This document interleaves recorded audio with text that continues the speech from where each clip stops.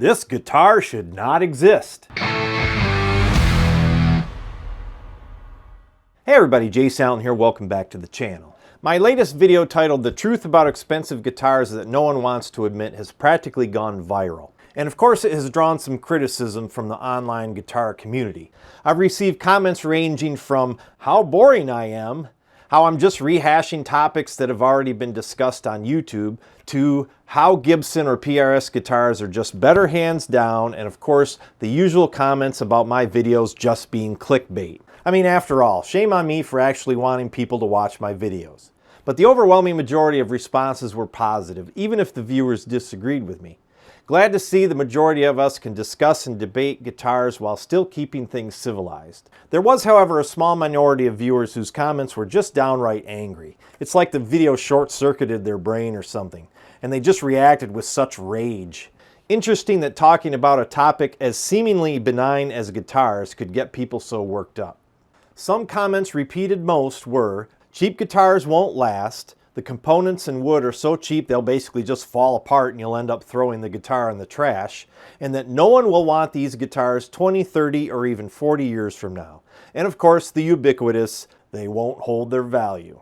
Here are a few of the comments. Luke Taylor 2965 said, I respectfully disagree. A better quality guitar does impact tone and also other factors which keep guitarists from practice and improvement. Always having to stop playing to retune your guitar because stock tuners are cheap frustrates a player and leads to putting down the guitar. Fretboards on more expensive guitars are more comfortable to play on. This leads to less hand fatigue, and that translates into more hours you can practice before discomfort or fatigue sets in. Intonation matters. Fret, string, height, and quality pickups matter. Internal components, pots, and wiring shielding matters. Everything adds up in the end to better support the player in being able to enjoy the instrument. Your perspective is flawed. John Mayer and David Gilmour do not play on pawn shop trash or Fender entry-level $99 gig bag rubbish instruments. Neither does John 5. Don't listen to this dude. Buy a better instrument. You will stop struggling with hand discomfort and tone buzz, etc., which means you will enjoy playing for longer periods of time, and this translates into more hours of practice, which will see you get better over time. Practice with a pawn shop trash guitar will have you quitting before you ever get better. Buy a quality instrument. Ignore this dude. Mike Imanonen 6619 said, cheap guitars just have shite craftsmanship, that's the main thing. On a cheap guitar, you're likely to get a good amount of fret buzz. You can't get the action down very low before your bends fret out, and that can't be fixed by merely adjusting the truss rod. You're gonna need either a fret level or a complete refret that is not cheap. It's not the materials, it's more how well it's been put together, and in that regard, ESP, Gibson, PRS, etc. are solid. Whereas buying a cheap guitar can have you spending the same amount of money you spent on it twice over at a luthier shop. It's just not a good deal for what you get. Combine that with shit electronics, pickups that you need to replace, low quality hardware that barely keeps the guitar in tune, and it gets intonated. All of it's gonna go on day one. And congratulations, you've just dumped $1,000 worth of mods into a $400 guitar just to get it into playable condition. That's my main argument against skimping on a guitar. You're setting yourself up for a nightmare after the fact and spending outrageous amounts of money polishing a turd. And it wasn't like this before. Just a few years ago, you could get a great guitar for $600 to $700, but the market has inflated rapidly. Even Chinese-made Epiphones are over $1,000 now, which is ridiculous, and for that much, they're just not worth it anymore.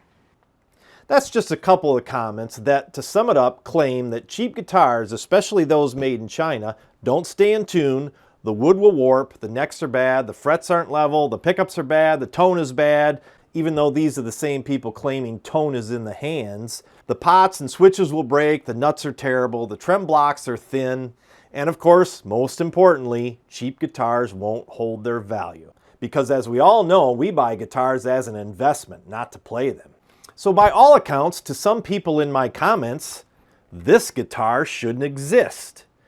This is a Teisco E-110 Del Rey.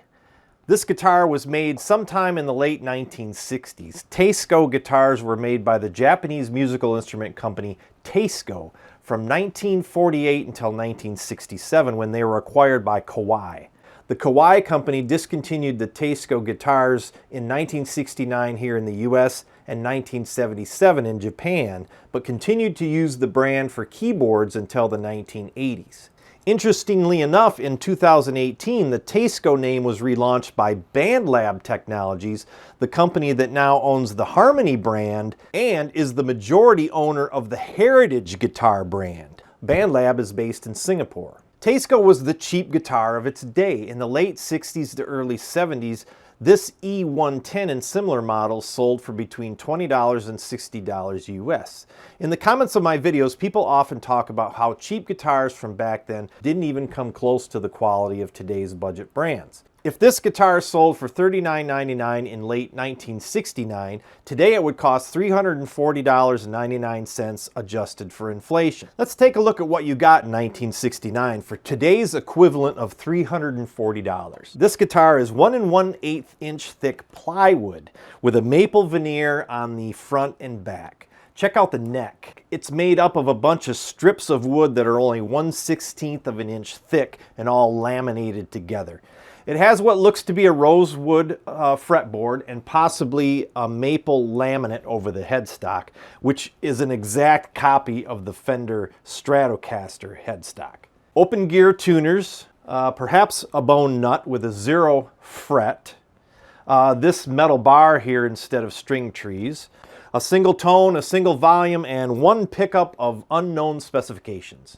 An adjustable truss rod, accessible down here at the bottom of the neck, much like they are doing with guitars nowadays. And a bent metal tailpiece and a bridge that is only adjustable up and down. There's no saddles in it. Again, according to some folks in the comments, this guitar shouldn't exist. It should have been thrown out decades ago. It should have been broken or warped. It is so bad the person who bought it couldn't even play it. Yet here it is. The frets are flatter than a pancake, indicating that this guitar has seen some use in its over 50 years of existence. So if this guitar can survive for over 50 years and still be playable and sound great, how is it possible that this guitar, which costs less than the Teisco adjusted for inflation, how is it that this guitar won't last? So then this is the Donner Q1 that I bought from eBay. These were, I don't know, they range from $90 to $130 depending on the day and the phases of the moon or whatever, because Donner's prices are all over the place on eBay. I think I paid about $90 for it, so it was under $100. So this guitar is much less than the Teisco was back in its day adjusted for inflation, because as I said, the Teisco today would go for $340 in today's money, and this one was less than $100. But this one is, you know, far and away better built than the Teisco. So why wouldn't this guitar last for 50 years like the Teisco did? It's a basswood or a poplar body. If it's basswood, it's a heavier basswood, so it's probably cut out of a decent slab of basswood. Hardware is just some kind of cast metal with chrome on it. This is probably some kind of steel that's covered in chrome. Same with the strap buttons. 3-ply pickguard is just your standard pickguard. Same material that's on any guitar. Knobs, same material that's on any guitar. Pickups, I actually replaced the stock pickups on this with a Guitar Fetish single humbucker. I think the fretboard on this is either rosewood or the Indian laurel. I can't remember if the nut is bone or plastic. And then the tuners are just the vintage style closed tuners. So in a maple neck, the neck's straight. It's got a truss rod in it, so you can adjust it if you need to. The truss rod functions. So unless the truss rod breaks, you know, you're still going to be able to adjust it. Everything works on it, so why wouldn't this guitar, if it was taken care of and not buried in, you know, mud or something like that, or you know, damaged in a flood, why wouldn't this guitar last for 50 years? But the guys on the internet swear that those guitars won't last. They say that this, a Gibson, is going to last forever. It's going to hold its value, and it's going to be 3 times the cost, you know, the price of it. That's how much it's going to increase. You know, this is a mahogany body. It's, you know, it's thin, similar to the Teisco. 3-ply plastic pickguard, just plastic. These are plastic, and then, you know, chrome covered metal. That's probably some kind of thin steel. This is a rosewood fretboard. These are nickel frets too. They don't put stainless steel frets on these. The Fireflies have stainless steel frets. Bone nut, real good Grover tuners on it. You know, so, and then these look like they're aluminum, the strap buttons, you know, and the pickups are Alnico. Again, What is the major difference between this guitar and those guitars down there that would make this guitar last so much longer than those guitars? Because those guitars are just going to fall apart. Then they go on to say no one will want these guitars, that they won't hold their value. Yet allow me to present Exhibit A. This is professional music artist Samantha Fish playing a Teisco Del Rey E-220, the version of the guitar I have here, only with 2 pickups and a tremolo. If no one wants a budget guitar, why is one of the best female recording artists in the rock and blues genre today playing this guitar? And as far as not holding their value, as I said, this guitar was around $40 over 50 years ago. I bought this one, which is in kind of rough shape, on Goodwill auctions for $178 after tax, shipping, and handling. These guitars routinely sell for as much as $300 and sometimes as much as $600 depending on the model and the condition. And again, by some people's logic, this guitar is worthless, not even worth $10. No one wants it, they say. Yet in 1969, this guitar sold for $40 and I paid $180 for it a week ago. That's 4.5 times the original cost.